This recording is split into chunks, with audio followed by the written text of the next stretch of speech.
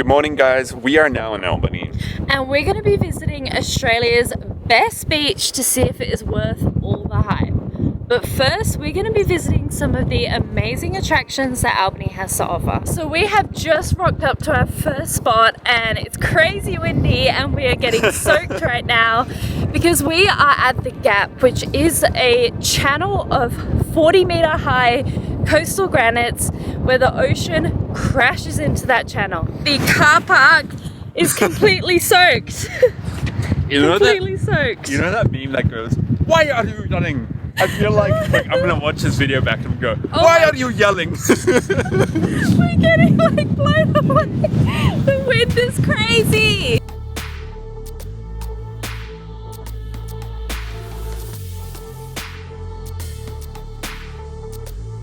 We are on the lookout. And you can hear it already. The ocean is so loud. It's so loud.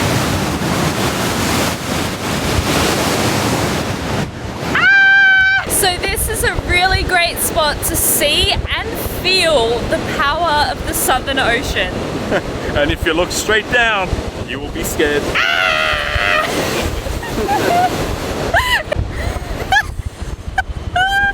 You know what your hair reminds me of? What? You know those videos of people that have like ridiculous sound systems in their car? Yes! And they get people to sit in this. Oh my gosh. Yep, that's... This is crazy. So this lookout places us directly 40 meters above this channel. And I can't imagine wanting to be any closer.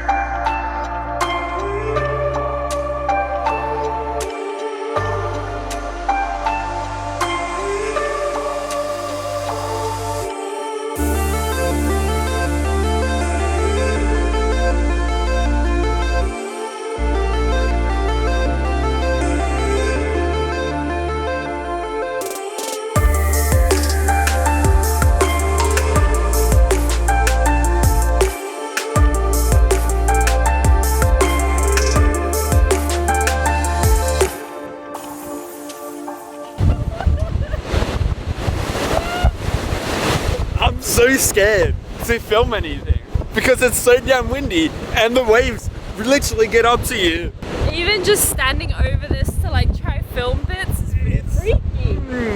It's crazy. I really hope our video is showing the true power of this and how amazing it is, but I really feel like you have to be here to understand and actually feel it. It is insane. So we're currently walking away and we've noticed that we have salt on us. I don't know if you can see it well. Oh dear.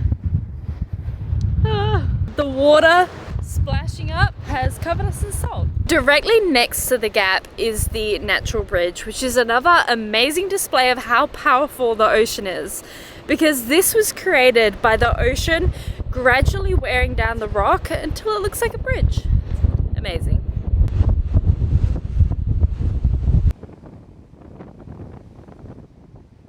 And there goes my hair for the day. So we're at our next spot, which was just down the road from the Gap, which is somewhere over here. It is Point Lighthouse. It's one of the most picturesque locations with like green vegetation, the rocky coastline, and then the really, really blue turquoisey water. So the lighthouse has been decommissioned and is no longer in use. But you can approach it and experience it up and close. Exactly, you just can't enter it.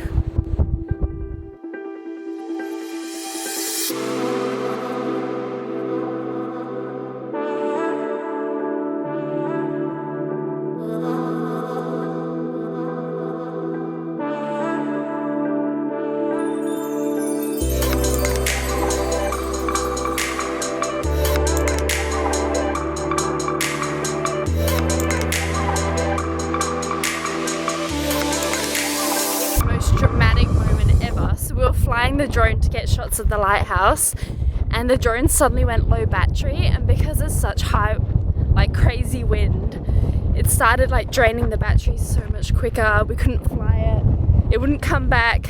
Vian somehow, like literally, I was like trying to control it, and it's gone the opposite direction because the wind is so strong. and it was all the way really far away from the lighthouse. Yeah. And Vian's like, I'm just gonna have to Over land the it, and water, he's and I'm like pushing it, and it's fighting against him, and you somehow landed it. And as soon as I landed it, it died. And it was Like, literally right within on like the seconds. beach path, which is way further up. So it landed, disconnected, we sprinted down, and the drone lives another day. This Good job, Albany Vian. coastline is definitely not something to mess with. The picture does not do it justice, but look at how it was landed. Like on a steep rock. It really doesn't look like it much, but it is really steep up there. But we'll go see that right now. So we're on the rocks, and this is where the drone somehow landed. Hang on, let me climb up. Somehow landed. Hey, it was Vian's expertise that saved the drone. But it was down here, which is some pretty steep rocks. I also don't know how Vian recognized where he was. You literally, like, I was looking at the phone and I was like, I have no idea where that is. It's like a flat shot of some rocks, and he's like, beach path, and like sprinted there. So honestly, amazing skills, Vian. I'm proud of you. Thank you. That was impressive. So the reason you look cute behind me. Hello. So the reason we've come here, besides just seeing where the drone crash landed, Yeah. softly landed, crazily landed, scarily landed. Add all the adjectives. Yeah. So besides seeing where the drone landed, it actually gives us a really cool view of the lighthouse, and you get to see the beautiful water that Albany is known for. It's like this turquoise blue, which is unreal to see in person. And as you may be able to hear, the ocean is just as strong Definitely here. will be able to hear. Oh yeah.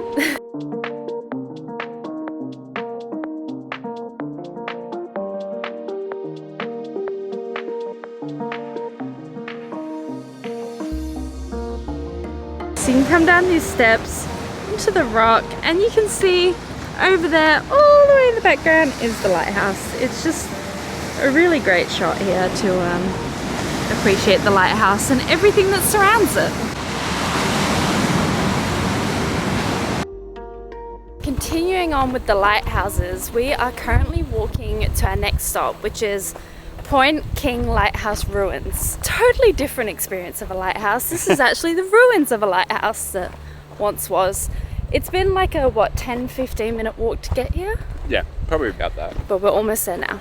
We made it! So I did a little bit of research before we got here, and this was the first lighthouse in the Port of Albany area, and it's actually the second lighthouse on WA's coastline, and it was built in 1858. I'll double check the date, but I think it was then. You're gonna have to yell, Vian. It's the wind. We're really testing the mic today. So throughout its operation, there were multiple different lighthouse operators. Yes. I think 2?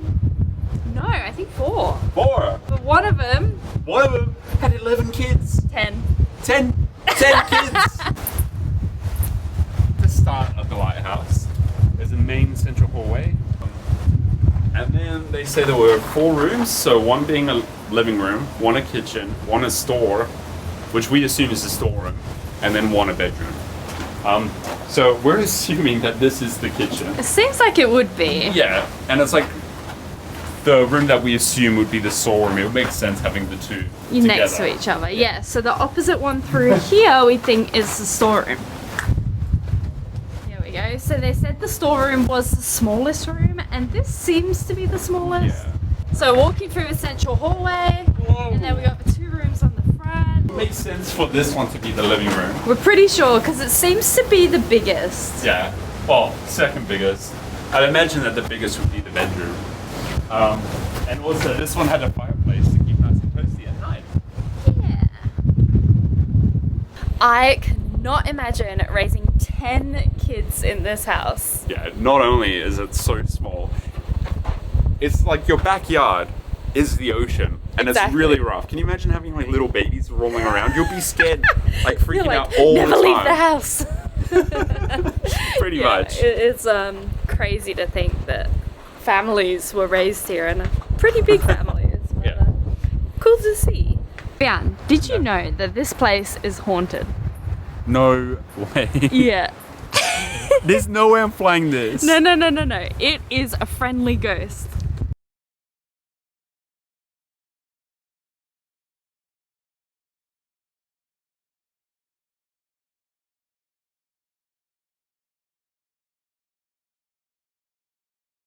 They believe the ghost that haunts here was the last lightkeeper, which was John Redden. Is that the one of the 10 kids? 8. 8! One at 10 and one at 8. Everyone had big families here. So some, what do you call them? Boat drivers? Boat Skippers? Boat captains? Captains? Maybe. So a few boat captains who've driven here in rough seas have said that they saw the ghost of John Redden helping guide them through rough waters. So apparently it's haunted. Oh, that's kind of. So we've just come into this room because it's not that windy in here. Windy. But we were just outside setting the drone up, and I turned to Lydia and went, "Wait, where's the bathroom?" Like, Maybe they're just using buckets and just throwing it in the ocean.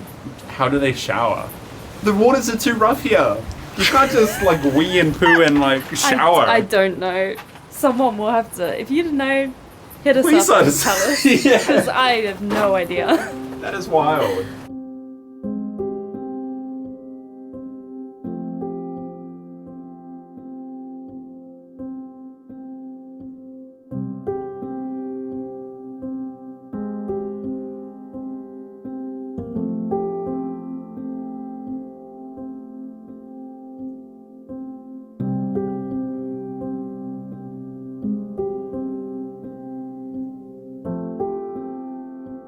So we have just rocked up to our final spot for the day before Misery Beach tomorrow. And you may be able to see behind me that we are at the Albany Wind Farm. Now these things are massive. They are 100 meters from the base to the tip, which is crazy. They don't look that big looking at it in drone footage and behind me and everything, but really being up close to them, they're just huge. So we didn't film too much while we were there because it was kind of busy. We went around like midday and there was a lot of tourists. But there are a total of 18 wind turbines and they have a maximum generating capacity of 35.4 megawatts, which is a lot of power.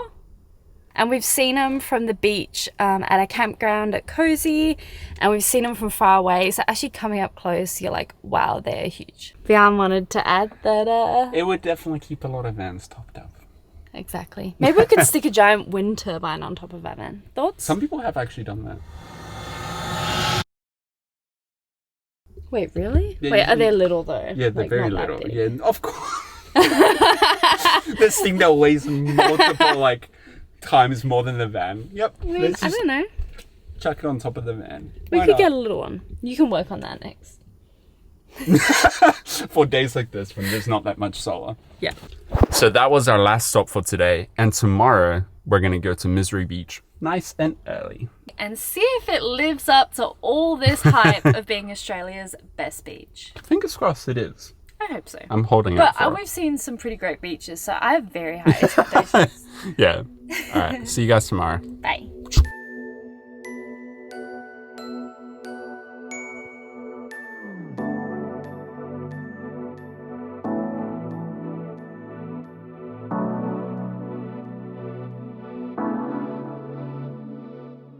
Good morning. Good morning. We are at Misery Beach. We're here super early, so it's really chilly. And Yeah, some may say that the weather is miserable. oh, here come the misery puns. But we're here bright and early. We're gonna go check out the beach and see if it's worth the hype. Yep. Is it truly the best beach? We'll see.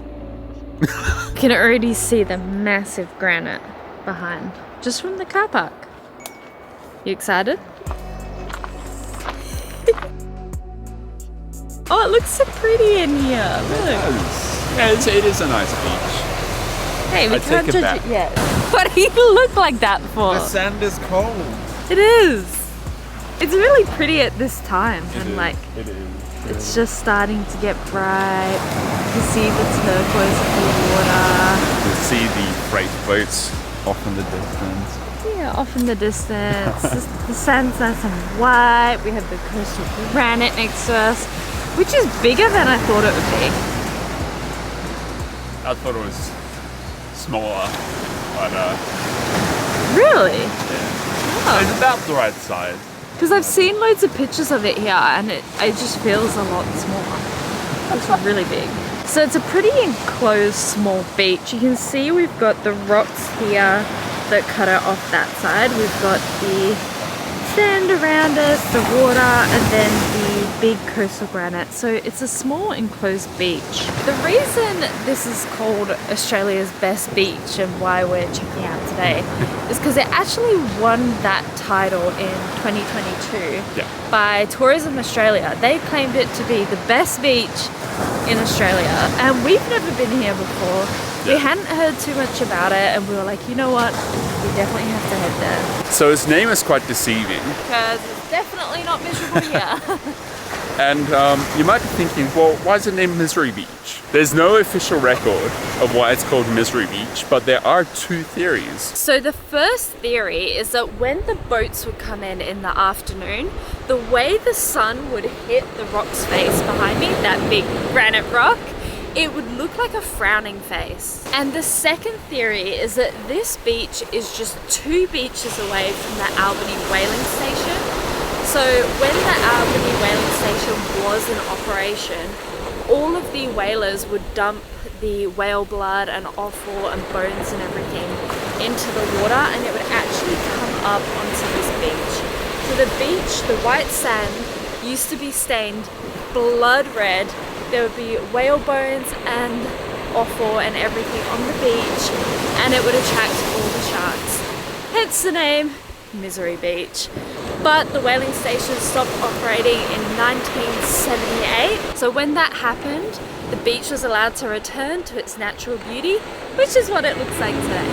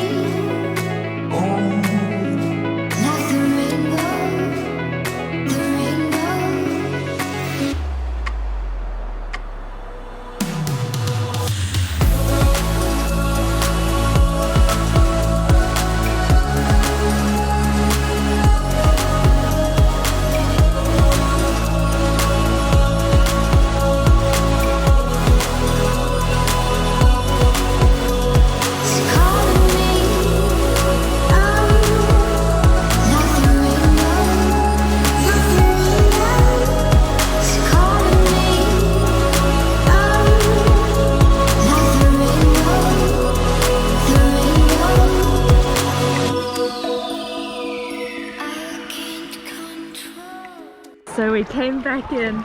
And before in the morning we're like, you know what? There's better beaches out here. But now actually swimming in it, the water is so crystal clear. It's calm, but it's also like big waves, if that makes sense. Like they don't break. It's so fun. Yeah, exactly. Like I'm honestly enjoying myself so much. We wanted to give Misery Beach the benefit of the doubt. That's why we stayed here in the car park. Yeah. Just chilling in the van for ages. So we could come back and it was sunny. And we didn't want to be miserable the rest of the day. The beach is now packed. In the space of 4 hours, it went from just us to now being like a fully packed beach. Yeah, probably like 40 people. The whole car park is packed. Yeah. More than 40. Yeah, true. Some families alone is like 10. Part 2 of Got the Moves with the Rat. Oh, he's got the moves. Got the moves with the rocks. Yeah. Got the move with the rock. We should make that a series.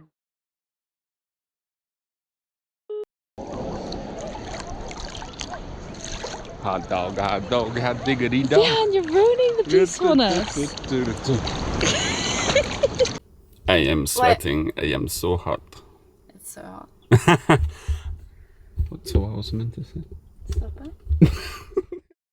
Good lesson that we did the wrong thing here, so who better than us? Just complete fog. And now it's raining. Oh dear, we did not plan for rain. We found the balancing rock. It's not balancing, it's me holding it up. Oh. It's me, I'm doing all the work.